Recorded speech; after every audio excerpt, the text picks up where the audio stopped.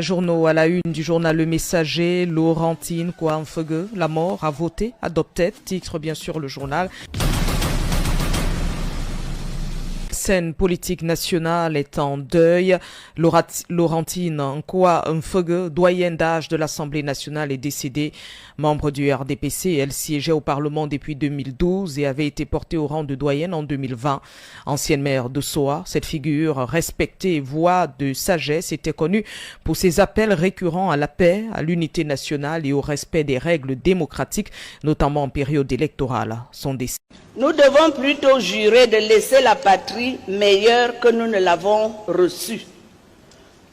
Non pas un État en lambeaux, mais une nation prospère et fière de ses avancées.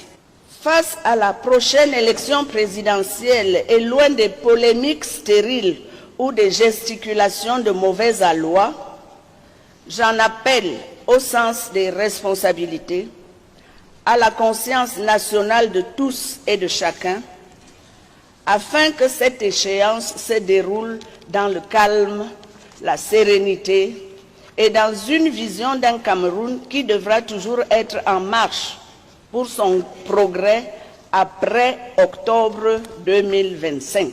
C'est pour cela que je voudrais exprimer ici une doléance, je dirais même une prière, que ceux qui ont la charge d'organiser sachent organiser conformément aux règles établies. Que ceux qui doivent juger disent le droit, rien que le droit. Que ceux qui savent mobiliser, mobilisent afin de battre le moment venu tous les records de participation.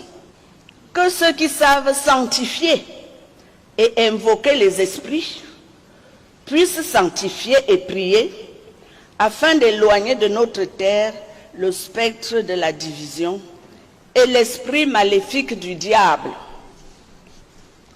Nous le savons, ce dernier est toujours prompt à venir semer l'ivraie entre les frères et sœurs.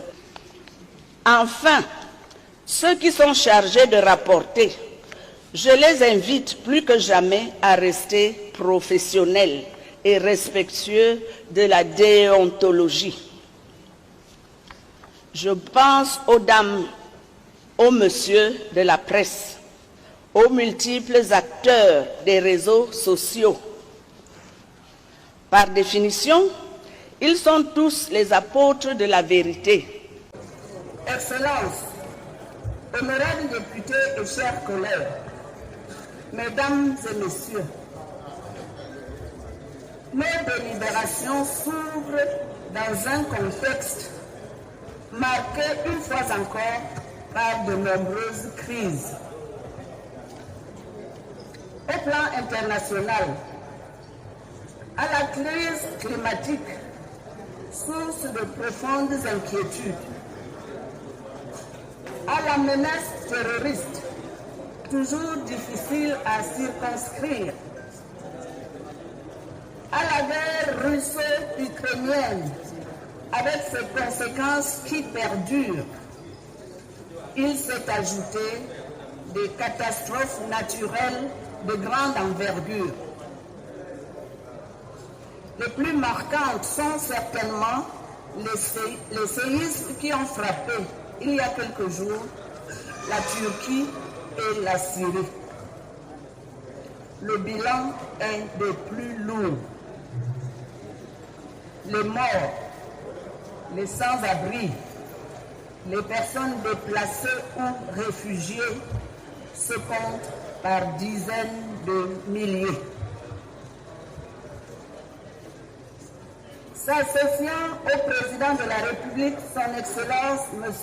Paul Biya, ainsi qu'à l'ensemble de la communauté internationale, et au nom du peuple camerounais que nous avons l'honneur de représenter dans cet hémicycle, les députés à l'Assemblée nationale disent toute leur compassion au peuple frère et ami de Turquie et de Syrie. Aux familles endeuillées, nous adressons nos sincères condoléances, tout comme nous souhaitons un prompt rétablissement aux nombreux blessés, victimes de ces tristes événements. Au plan national, la situation sécuritaire est, certes, globalement sous contrôle, mais le peuple, les forces de défense et de sécurité restent en alerte. À cet effet, je voudrais dénoncer et condamner avec fermeté la dernière attaque terroriste du 25 février 2023 lors de l'ascension du mont Cameroun à Buea.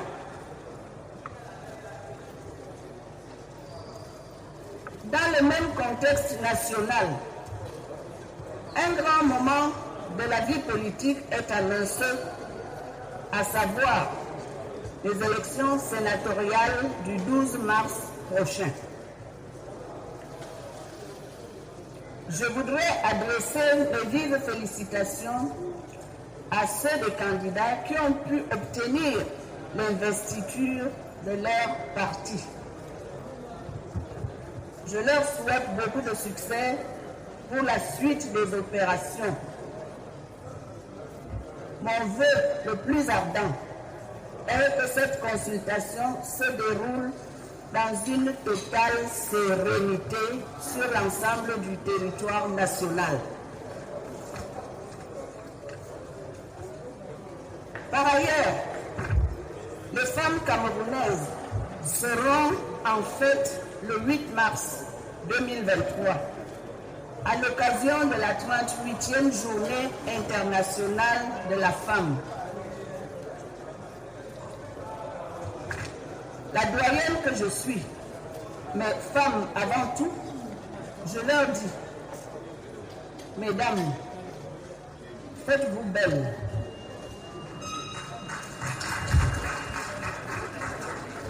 Faites-vous désirer encore par vos hommes ce jour-là. Mais alors, attention au débordement. Fêtons, réjouissons-nous en toute dignité et en toute responsabilité, sans excès. Profitons de cette heureuse occasion pour méditer davantage sur les problématiques qui interpellent la femme camerounaise d'aujourd'hui et de demain. Je vous souhaite d'avance une bonne fête. Et après plus de 20 ans d'engagement politique, laisse un vide au sein de l'institution parlementaire.